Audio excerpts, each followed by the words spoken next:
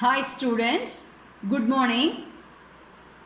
In my previous video, I made you all to recapitulate real numbers, the entire number system as real numbers are the numbers which exist in real. The real numbers can be represented on a number line. Okay, now in this session, we are going to have a detailed or extended study of real numbers.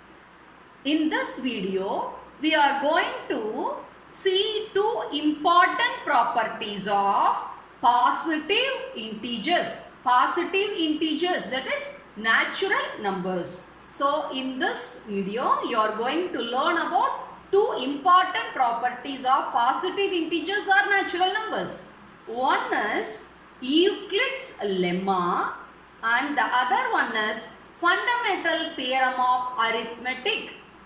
You may wonder at these names because it may sound difficult for you. So, let us keep as it is and now let us concentrate and recall the division of integers. Children, you have been studying division of numbers since your childhood. Okay. Now, here I have listed few examples. Let us divide two positive integers. 5 laddus should get divided in 2 bowls. So, each bowl has 2 laddus. So, after placing 2 laddus in each bowl, 1 laddu will be left.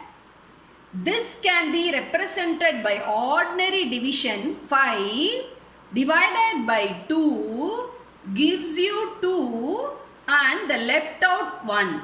So here the 5 is called dividend and the number which divides is called divisor and 2 is the quotient and 1 is the remainder.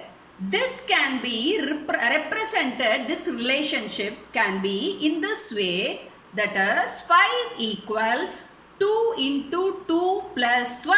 Okay. Now let us move on to the second example.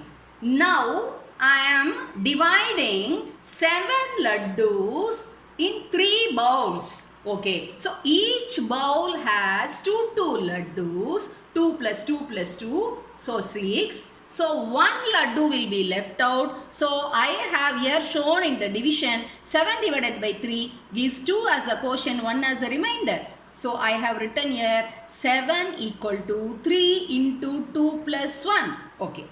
Third example, now 10 laddus are getting divided and getting placed in 5 bowls. Each bowl there are 2 laddus and no laddu will be left over. So that no laddu will be represented by the number 0. So here the division goes like this. 10 divided by 5, 2 becomes the quotient and 0 is the remainder. So this can be written as 10 equal to 5 into 2 plus 0. So by observing all these division relationships, now you would have remembered the good old, the very old division checking formula, that is nothing but dividend equal to divisor into quotient plus remainder. Okay, in which way this division formula, checking formula is connected with Euclid's lemma. Now, let us analyze what is the meaning of the word lemma. Lemma means a proven statement which is used to prove another statement. You know who was Euclid? Euclid was a very famous Greek mathematician and his work on elements of geometry was quite famous, but his contributions towards number theory also very remarkable. One among his work only Euclid's lemma. It is very important in number theory. So what Euclid did? He has used this proven statement, this division checking formula in his statement. So he has used the proven statement to prove his statement, that is called Euclid's lemma. So what he did, he replaced dividend by the letter A and divisor by B and quotient by Q and remainder as R. So what is the exact definition of Euclid's lemma? No? See, if A and B are any two positive integers where A is greater than B, there exist two unique integers, that is Q and R, such that this R will be always less than B, but it can be equal to 0 or greater than 0. So this is an inequality. Now you can observe this Euclid's lemma in our division relationships. See, here you see the dividend is 5 and the divisor is 2, quotient is 2, remainder is 1. You know very well what is the main concept of division. The remainder will be always less than the divisor. So 1 remainder less than the divisor 2. In the second example, see, this is the remainder 1. The 1 remainder is less than the divisor 3. Here in third example, the remainder 0, that is, see, that is less than the divisor 5, but here in this case remainder is 0. So by observing all these division relationship of integers, Euclid framed the lemma in this manner. A and B are any two positive integers where A is greater than B. There exists another two unique integers, say Q and R, such that A equal to BQ plus R, where R is always less than B, but it can be equal to 0 or more than 0. This is called Euclid's lemma. You have to learn by heart. Now you see why he has used the word unique integers. Here you see in this division, that is Q and R are fixed. 2 as a quotient, 1 is a remainder, that is fixed. And here you see in the second case, 2 and 1, it's fixed. So no other quotient and remainder for this particular division will occur. So that's why he mentioned the words unique integers. So this is a lemma. Okay. Now the next one is, using this Euclid's lemma, he has framed Euclid's algorithm. What do you mean by algorithm? Algorithm means a well-defined series of steps, or that is the step-by-step procedure to solve a problem. Okay.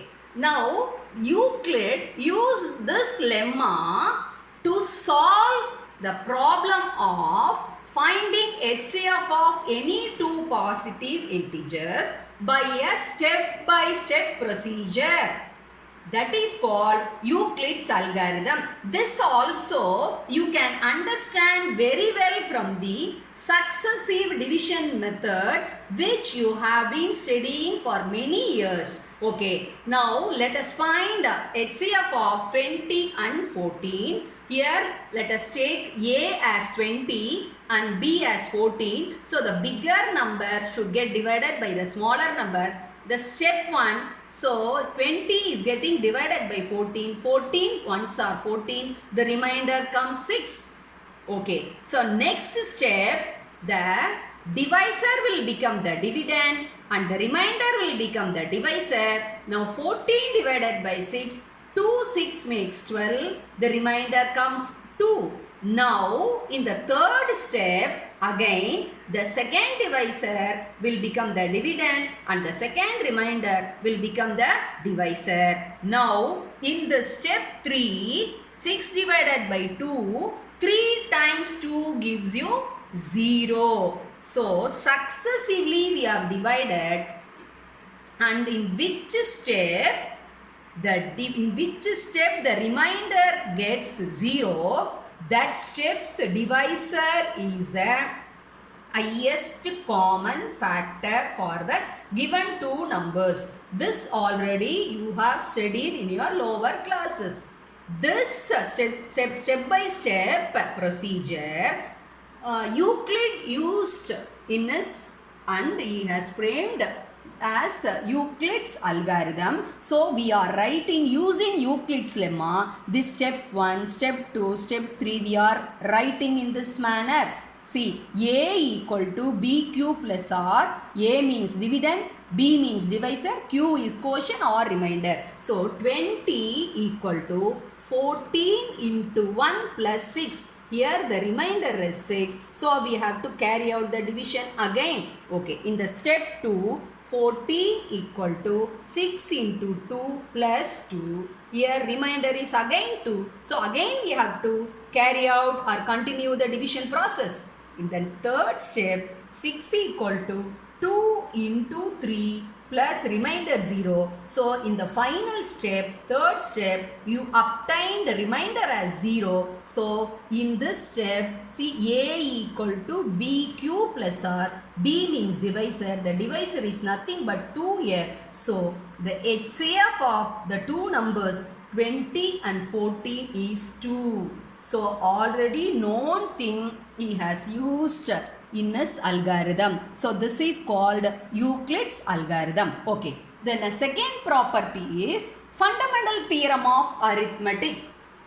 This is also very simple thing. You all know what do you mean by prime factorization. Prime factorization means splitting any composite number as a product of prime numbers. Okay. So what does this fundamental theorem of arithmetic say? A prime factorization of any composite number means a natural number, is always unique except its order of factors. The fundamental theorem of arithmetic means any composite number or a natural number can be expressed in the form of prime factors, but those prime factors will be unique. So no other prime factor will take place for a particular number. You can observe these examples. 10 is a composite number. It can be written as 5 into 2. That means only 2 and 5. These two prime factors will occur in the prime factorization. You can change the order 5 into 2 as 2 into 5. But these prime factors are always unique. For 10, 2 and 5 only will occur. Okay. Next for 21.